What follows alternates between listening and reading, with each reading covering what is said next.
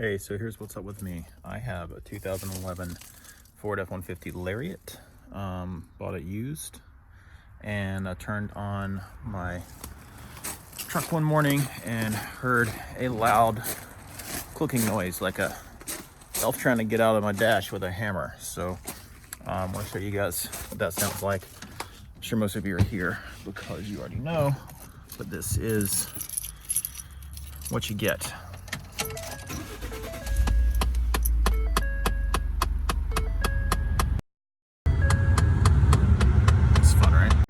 So after doing some Googling and calling a dealership, it sounds like I have a faulty blend door actuator. And this is a NOVICE'S guide because I've never fixed anything on my truck, but I feel like this is gonna cost anywhere from $500 to $1,200 because apparently I have to take the whole dash off. So I've seen a lot of videos of how to get to this blend door actuator, but I haven't seen anything on a Lariat, which has a little bit of a specific process as far as getting back there behind that bad boy. So I thought I would show this. Yeah.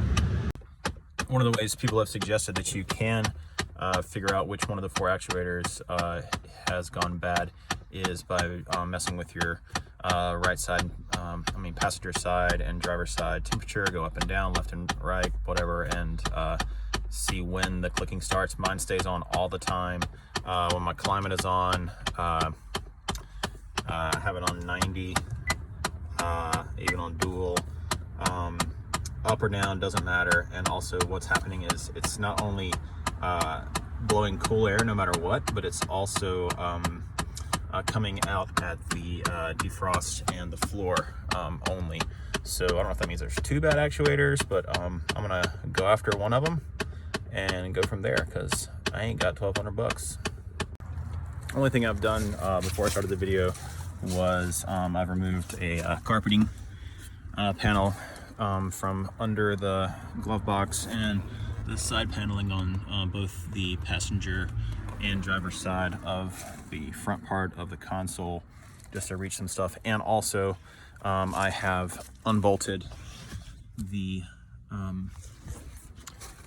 center console in the back because this is an important part, is to even get the radio faceplate off and get back there to where the actuators might be. You can't just pop this silver side paneling off here. Everyone just kept saying just pull on this and it'll come loose, and it just absolutely does not on Lariat with or I guess any of the trim levels that have the center console that goes all the way up to the stereo. So it will not pop free. Do not listen to forums that say just pull, give it a nice jerk and it'll pop loose, because it won't. It is bolted in. You have to take the center console out. You just take those back bolts out with I want to say an 8mm socket. And step one. Step two, as far as I know, is I'm just going to pop off the trim around the gear shift and another piece that's kind of under the USB connection there. So it's pretty simple. You can just actually, this one is one you can kind of give a nice tug to. Pop that out. Don't drop your keys down inside the guts of your truck. This is fun. It's easier to do with two hands than one. And you got another piece of trim down here you can grab, and that just pops out. Okay, I think that's step two. Little trim piece, center console thing, and then here are the bolts I got out of the back of the center console. That's what's out so far. Oh, and then the two paneling pieces and the carpet. Per the advice of some of the videos I've seen, I have a 1/4" socket with a 1/4" driver with a 8mm socket on it, and I'm gonna try to take a stab at these two bolts down here. Should be fairly easy. Well, I don't think you need a socket wrench. Could have done that with a screwdriver socket attachment, but popping those out. Hang on a second. Here we go.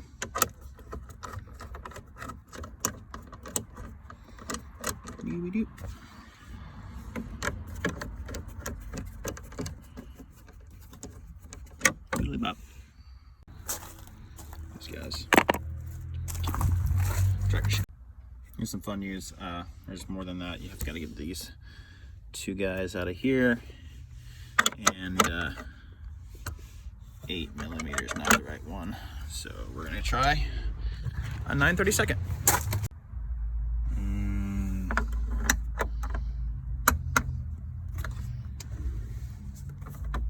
There she goes.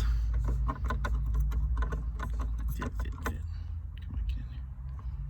You guys don't need to get focused to understand that this screw is being undone. I'm gonna do this 2 times. Okay, so pro tip, or more like amateur tip, because a lot of you guys probably have, you know, magnetic sockets. I don't. So when I was about to pull those screws out, I was like, if this falls down, I don't know where it's gonna go. So I went inside and got myself a magnet. And there's your magnet. There's tip of my screwdriver, and then I got myself a non-lost screw. Now let's see if I know what I'm doing. Spoiler alert, I don't. Let's see what happens when you this guy yank.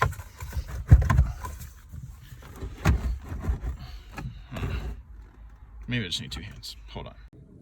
All right, it wouldn't come out. We're learning together in real time. Looks like I'm gonna have to take this guy off as well. These guys here. It's all one big piece of trim, and I can't get that off until I get rid of these 3 guys here and take the glove box lid off. Man, I'm starting to think that I'm gonna end up with a lot of stuff I don't know what to do with. Okay, that's off. 2019. Anybody have an MP3 player? Yeah, we all get MP3 players. Pretty cool. It goes there. These 4 screws go into the collection. Put them in that thing. Dirty console. Yeah, see, there she's coming. Just so you guys know. Ta-da! Oh boy. He's having a good time. Yeah. That comes out.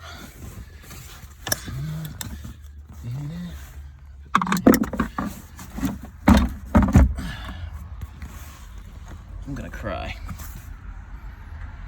Damn it. Just in case you're curious, this is 8mm.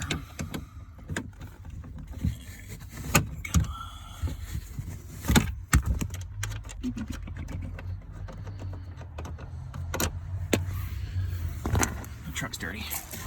All right. Side. Shit. You guys are so much cooler there. Okay. Jesus.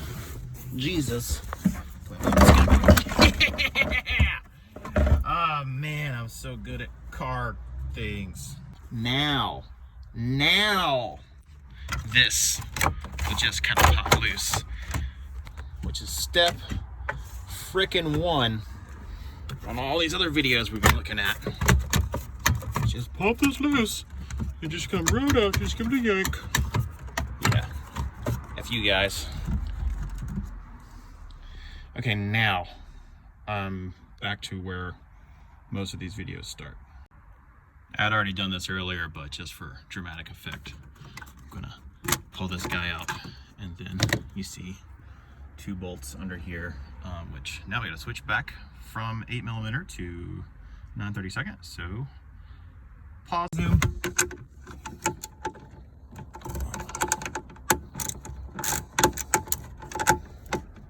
Am I video on this or not?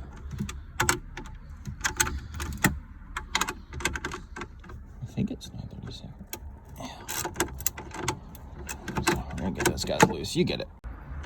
I don't mean to intimidate you guys with my tool set, but I actually had a whole separate 9/32 socket that I gotta put on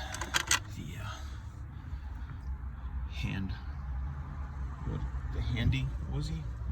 So yeah. Okay, so now those are out. This guy is supposed to come, come out pretty easily, but again, 2 hands is preferable to all this stuff. But I'm gonna use 2 hands and come back, or maybe this. Oh, he's a bit of a big videographer here, guys. Yes. Okay, it wasn't coming loose, and here's why. I did not take off this doohickey here. You put in USB and your aux cable. You gotta go behind it and pop it loose a little bit, and pop it here. Get that loose, and then you're gonna unplug these clips on the back. Do that in a second with my free hands. Okay, now I got those undone, and there's one more bolt in here, which is a good thing I didn't keep yanking, huh? I'm gonna grab that guy. Let me see. Let's see if it's the 30 seconds. It is. Come on. I do need the side wrench. Hang on, I got that. Try not to keep cutting. And that's the wrong way. Boy, did you come to the wrong video.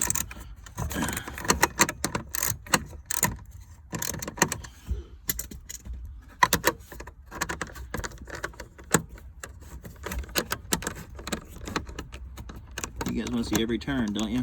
Probably not. Bolts out. See if there's any more surprises. What are you over here? All right, faceplate's off. I'm gonna be unplugging a couple of these, all of these guys. Well, probably just this guy up here. Can I do it with one hand? Probably not.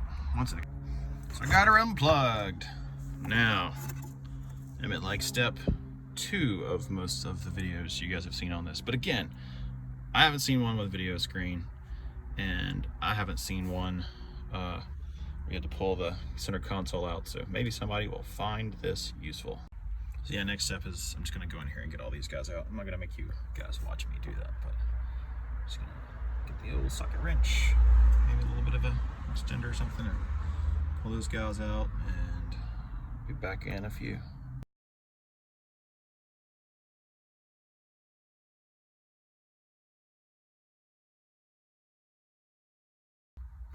Okay, so I got those guys out. This comes off now.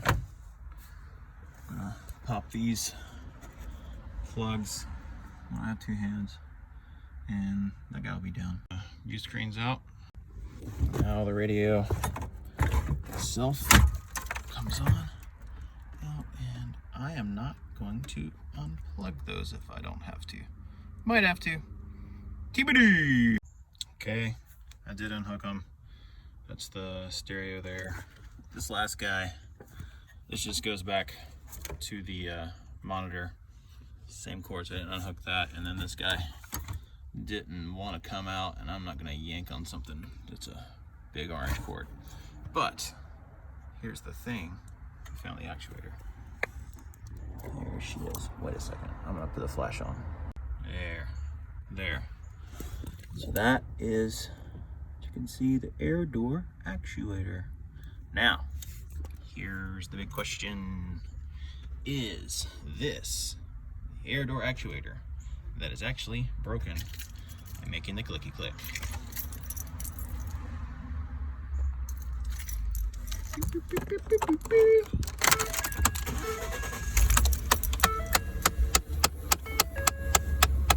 Oh, it is. Oh, it is. That's so exciting that I didn't do all this for the wrong reason. Stopped. But it starts again, don't worry. That's awesome. That's the guy I'm going to be taking out. See, it's still clicking. I'm not an idiot. You're an idiot. Okay, so I got the radio off, found the culprit. Brake side is the one that I thought it was, and not one in a different location. Actually, I said at the beginning of the video that I thought it was bottom right. I was hoping I could still get to it from up here if it was, but I was hoping it was top right, and that was my best bet, and so I took a shot at it. I've been doing this so long that the sun has gone down, so I've got a flashlight to get back there and get this guy. I've heard that the backside bolt is biatch, and so I'm going to do the front side bolt, and then we'll talk about how we're supposed to get back there to the other one.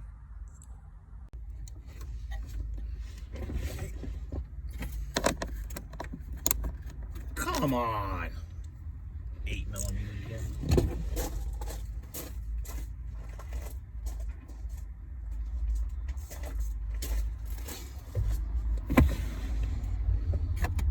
Anticlimactic.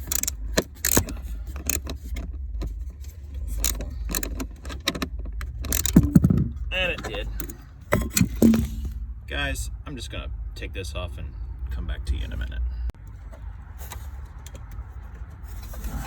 Get the arms really way. Okay. You go in that cup. Okay, so there's a bolt there that's gone. From what I hear, there's one on the back side of this guy. You see him? You see him? How do you get to that? So glad you asked, because I will tell you in a second. We're gonna go through the glove box. I've heard. F-U bolt.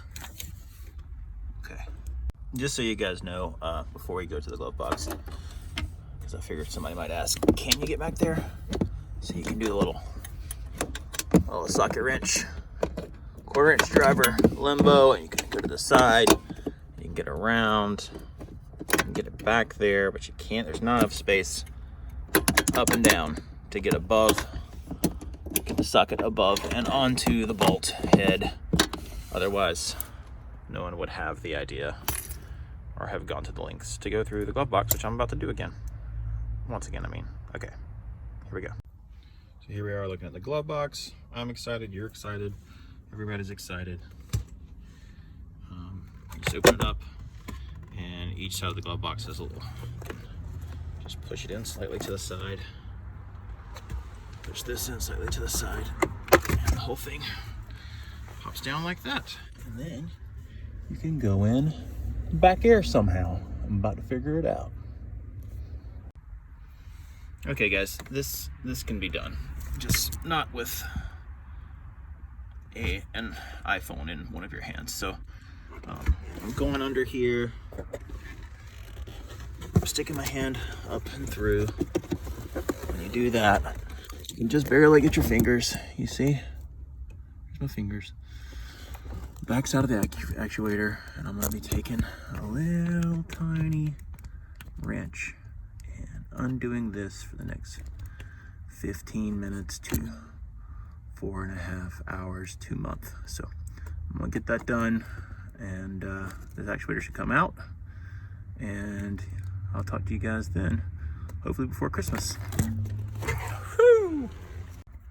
Just wanted to try to get some footage of me trying to get this wrench on here, so if and when I drop the wrench into the dash of my truck, you guys will know what led to my demise.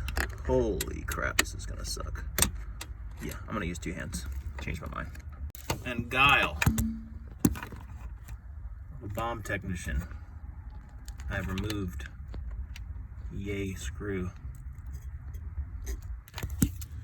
Here is my prize. I was really worried that I was going to drop that down into the bowels of my dash, and I'm a little also worried about dropping it when I put it in. But let's see what happens when you give this guy a yank now. Come out. Oh, he did come out. Hey! You know, sometimes things work the way they say they will on a YouTube video. power supply cord here. What do you clip? Damn it, I wish I had a videographer.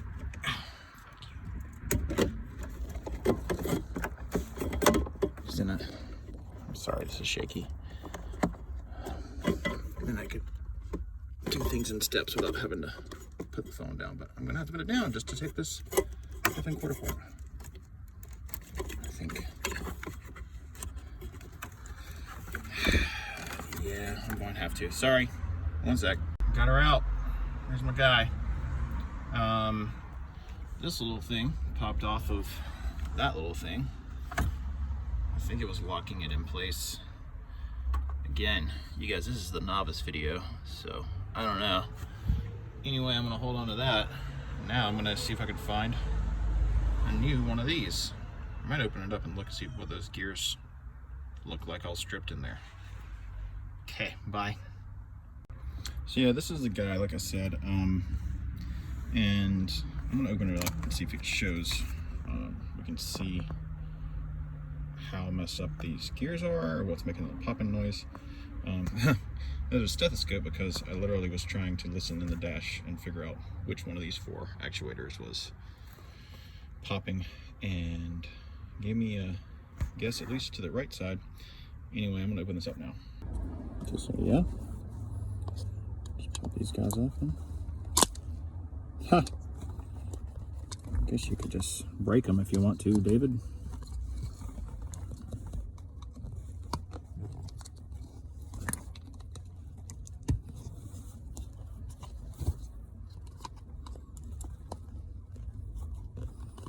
Way to go about it.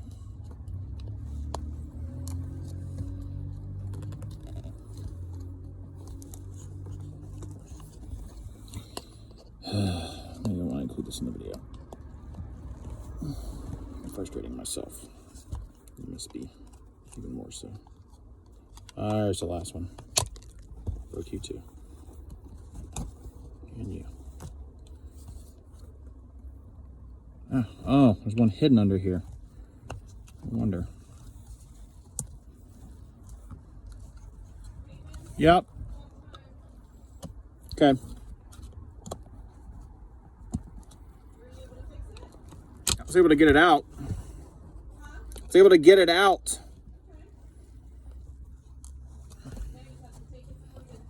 No, buy a new one.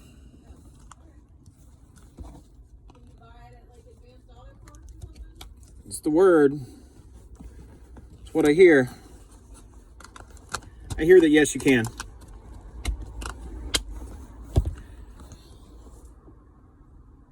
I gotta go to church.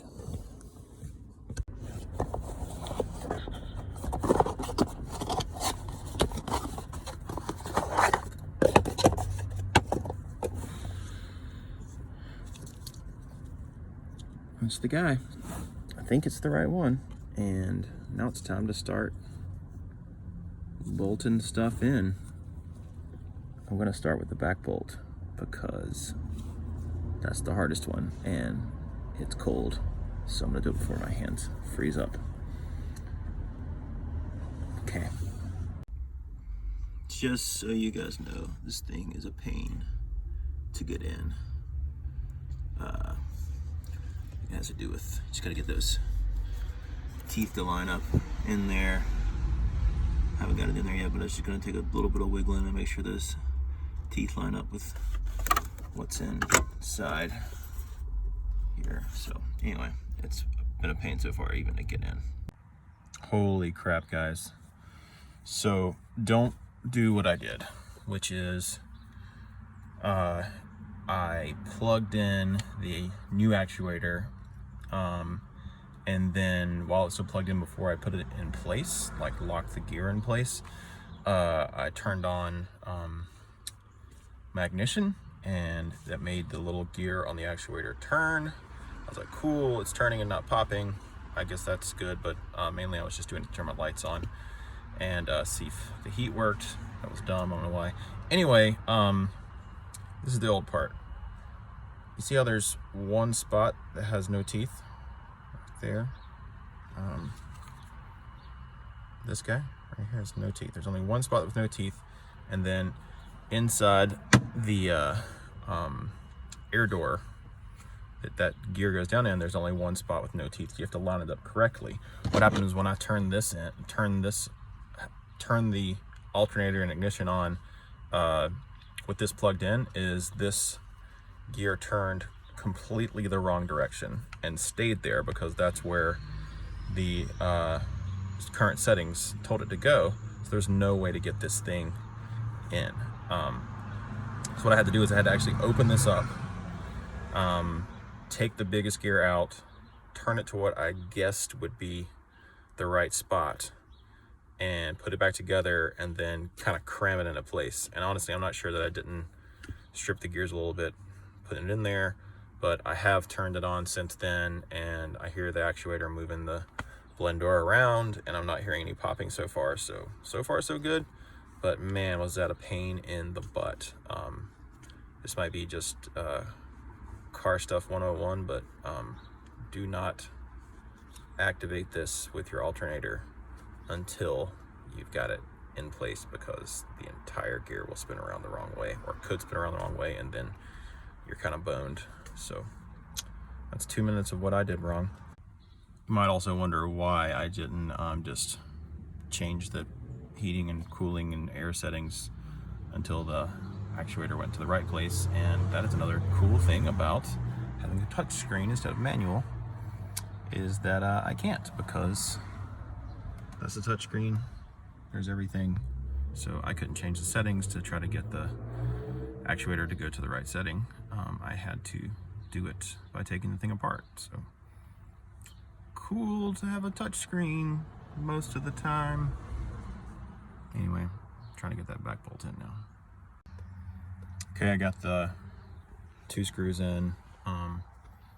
Putting that back screw in was awful, but got it done with a.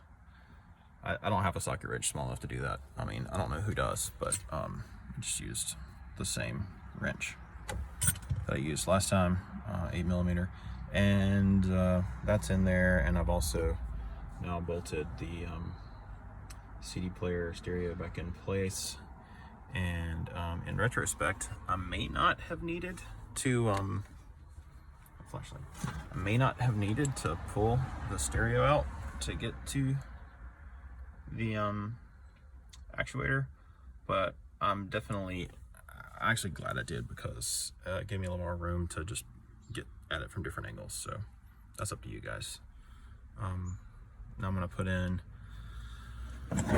the screen, which will hopefully turn on, and then when I get that in and bolted in place, I should be able to test whether or not this actuator is moving the blend door around like it's supposed to, and I have heat and cool from the vents and the dash and floor, because it was just cool on dash and floor when I started this yesterday afternoon.